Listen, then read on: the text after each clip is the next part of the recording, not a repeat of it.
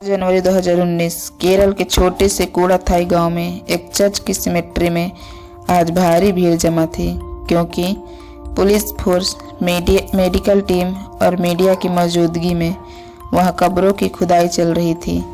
वो भी एक या दो नहीं बल्कि 6 कब्रों की। ये सभी 6 बॉडीज गांव के well respected and highly educated own mutton family से थी। ये सभी डेथ 2002 से 2016 के बीच हुई थी। कब्रों का खोदा जाना वहाँ के धार्मिक आस्था के बिल्कुल अपोजिट था, इसलिए वहाँ काफ़ी अफरा तफरी का माहौल था।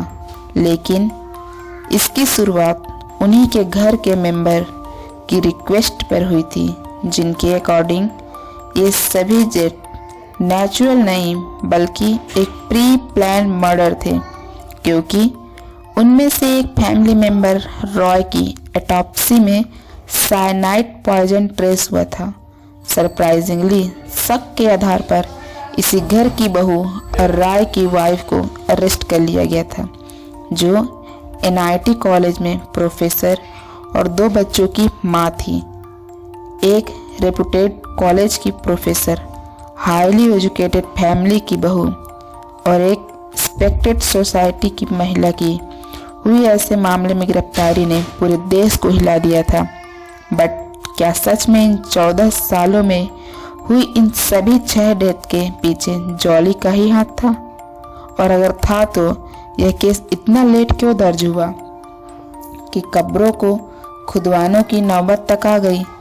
इस केस को एंड तक देखिएगा, क्योंकि इसमें हमने कुछ ऐसे लूप होल्स पर सवाल उठाया जिसे पूरा थाई के पूनम फैमिली ने अनम्मा थॉमस, जो कि स्कूल टीचर, और उनके हस्बैंड टॉम थॉमस, जो कि एजुकेशन डिपार्टमेंट में थे। इनके 3 बच्चे थे। सबसे बड़ा बेटा रॉय, रोजो और एक बेटी रेंजी। इनकी फैमिली में करियर और एजुकेशन की बहुत इम्पोर्टेंस दी जाती थी। सबसे बड़ा बेटा रॉय, जो पेरेंट्स के साथ केरल में ही रहता था, जॉली से पहली बार अपने मामा मैथ्यू मंचायल की पार्टी में मिला था। जॉली रॉय के मामा मैथ्यू के साले की बेटी थी। वहीं से रॉय और जॉली के बीच अफेयर शुरू हुआ। जॉली किसान परिवार से थी, इसलिए दोनों की फैमिली बैकग्राउंड में काफ़ी डिफरेंस था। और तो और जॉली और रॉय एक दूसरे के रिलेटिव्स लगते थे, इसलिए रॉय के फादर टॉम थॉमस को यह रिश्ता मंजूर नहीं था। लेकिन रॉय जॉली के लिए काफ़ी सीरियस था। उसने अपने फादर को बताया कि जॉली काफ़ी पढ़ी लिखी है और उसने पोस्ट ग्रेजुएशन भी किया है। फाइनली रॉय के घर वाले मान गए और 1997 में रॉय और जॉली की शादी हो गई। शादी के बाद जॉली ने सबके दिल में धीरे धीरे जगह बना ली थी। सब कोई उसको पसंद करता था। वह काफ़ी रिलीजियस भी थी, चर्च जाती थी और सोशल वर्क में भी एक्टिव थी। आस पड़ोस में भी हर कोई उसकी बहुत तारीफ करता था। सिंस वो पढ़ी लिखी थी, इसलिए उसकी सास अनम्मा ने उसे जॉब करने के लिए प्रेशर डाला। बट जॉली को घर पर रहकर घर संभालना ज़्यादा पसंद था। अनम्मा का जॉब के लिए बार बार प्रेशर डालना जॉली को पसंद नहीं था। इसी वजह से घर में कलेश शुरू हो गया था। साल 2002 एक दिन घर पर सभी लोग इकट्ठा थे। हंसी मजाक का माहौल चल रहा था। तभी अचानक राय की बहन रेंजी जोर से चिल्लाई, अम्मा गिर गई है। सभी लोग भागकर उनके कमरे में पहुंचे। अनम्मा का चेहरा लाल पड़ गया था, बॉडी ने लगी थी मानो उनका दम घुट रहा हो। सभी उनको लेकर अस्पताल भागे, लेकिन हॉस्पिटल में 5 मिनट के अंदर उनकी डेथ हो गई। चूँकि अनम्मा को ओल्ड एज रिलेटेड और भी हेल्थ इश्यूज थे, इसलिए डॉक्टर ने हेरिडेटरी स्ट्रोक का डेथ ऑफ कॉज बताया। पूरा परिवार था और गांव सदमे में। ऐसा पर रेंजी उसने नोटिस किया कि अनम्मा की डेथ के बाद जॉली के अंदर काफ़ी बदलाव आ गया था।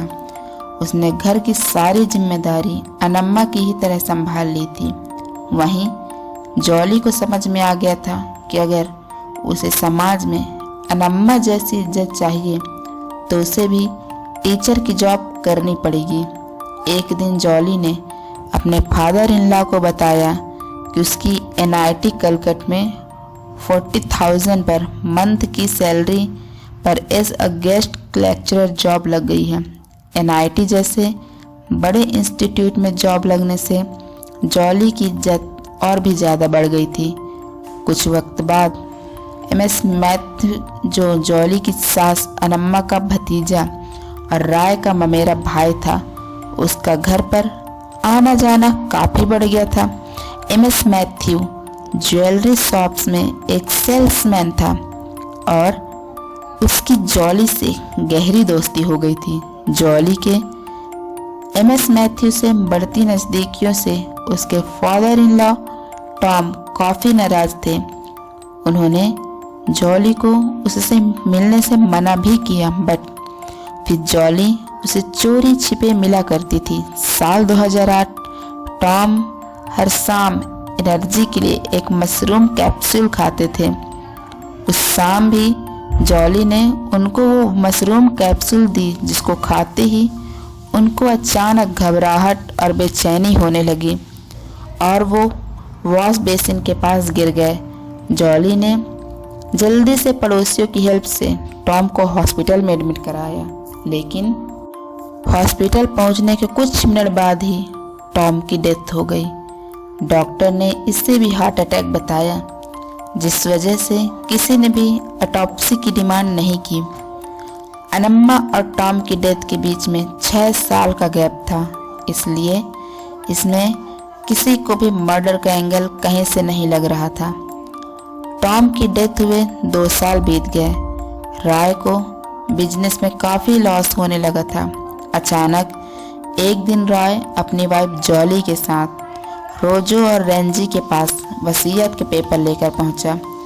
उन वसीयत के पेपर्स के अकॉर्डिंग टॉम्स थॉमस अपनी सारी प्रॉपर्टी अपने बड़े बेटे रॉय और अपनी बड़ी बहू जॉली के नाम ट्रांसफ़र कर दी थी।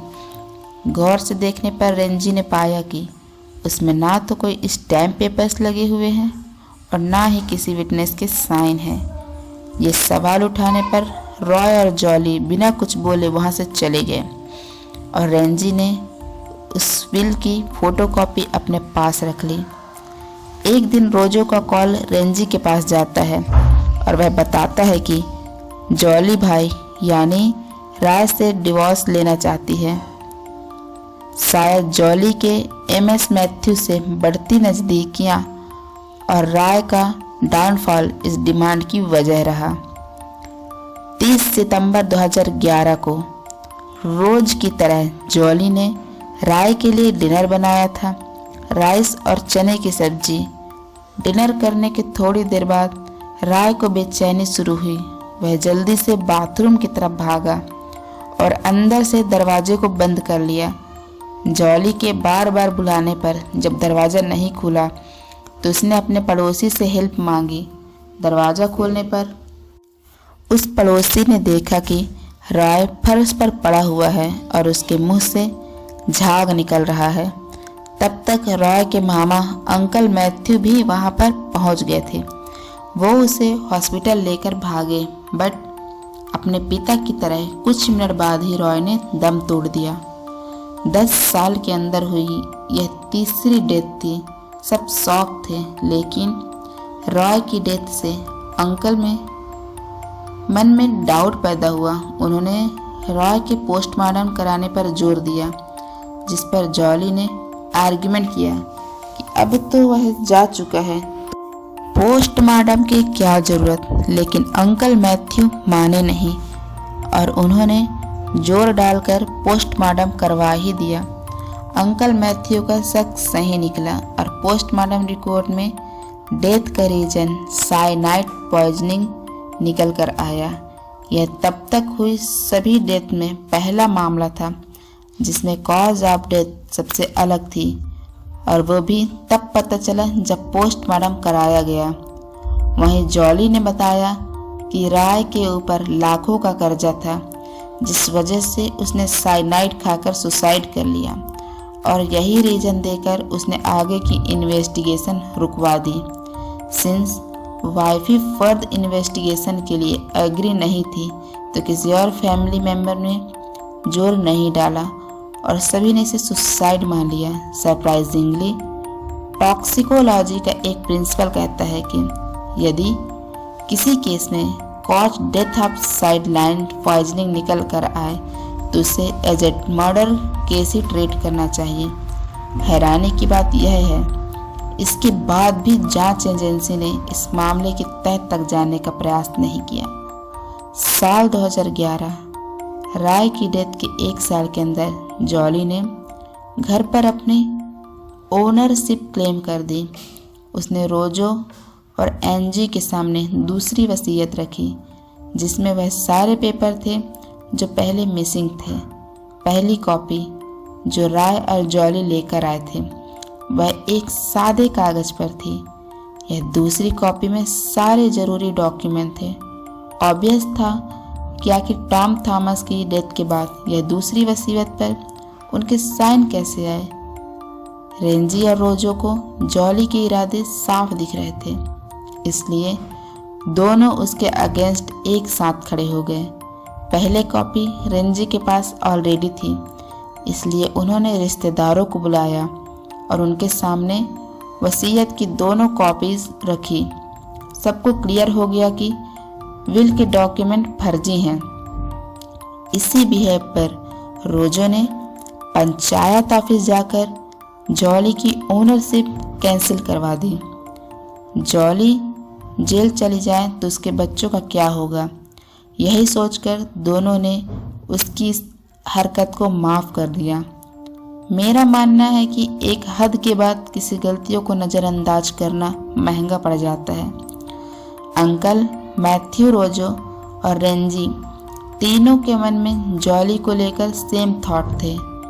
मैथ्यू अंकल ने यहाँ तक जॉली को उसकी और MS मैथ्यू के अफेयर को लेकर वार्निंग भी दी थी, जो जॉली को अच्छी नहीं लगी थी। फिर भी मुझे समझ नहीं आया कि MS मैथ्यू जॉली से रिलेशन क्यों बनाए हुए थे और क्यों उससे अक्सर मिलने जाया करते थे। अगर आप किसी की नेगेटिविटी से परिचित हो तो फिर आपको उससे एक दूरी बनानी चाहिए और ऐसा ना करना ही MS मैथ्यू की सबसे बड़ी गलती थी। 1 मई 2014 एक शाम जॉली ने रेंजी को कॉल कर बताया कि वह हॉस्पिटल से बोल रही है। मैथ्यू अंकल नहीं रहे।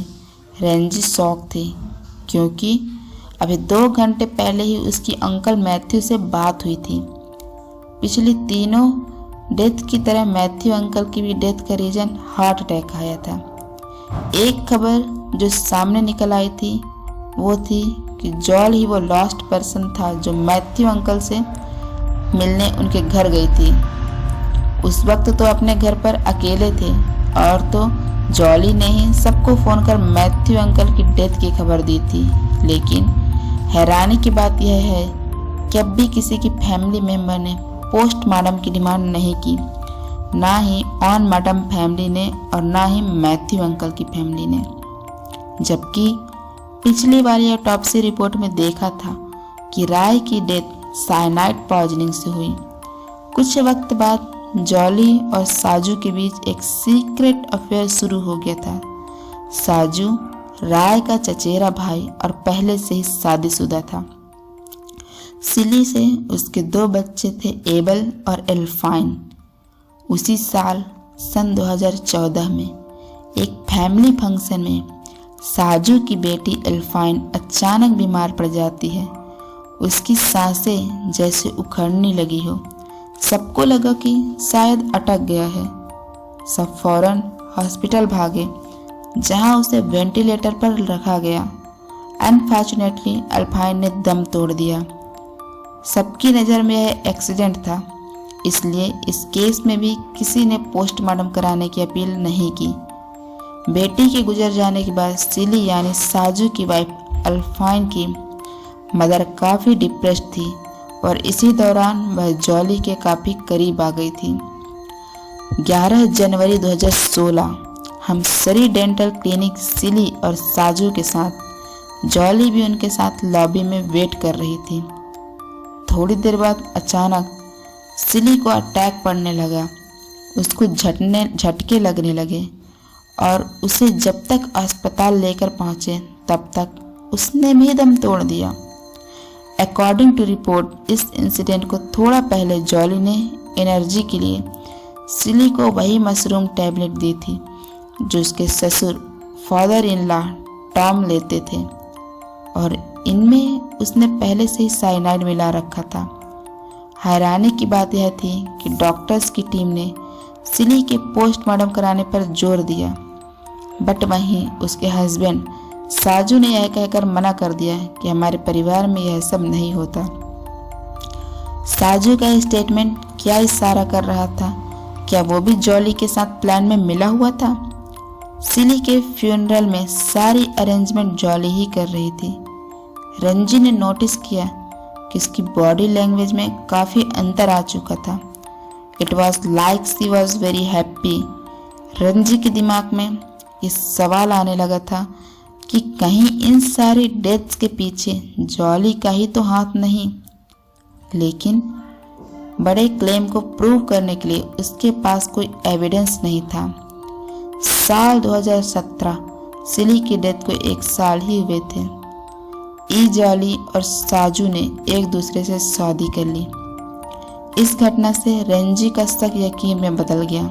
उन्होंने रोंजो से राय की पोस्टमार्टम रिपोर्ट मांगी और यहाँ से सच की परतें खुलने शुरू हुई।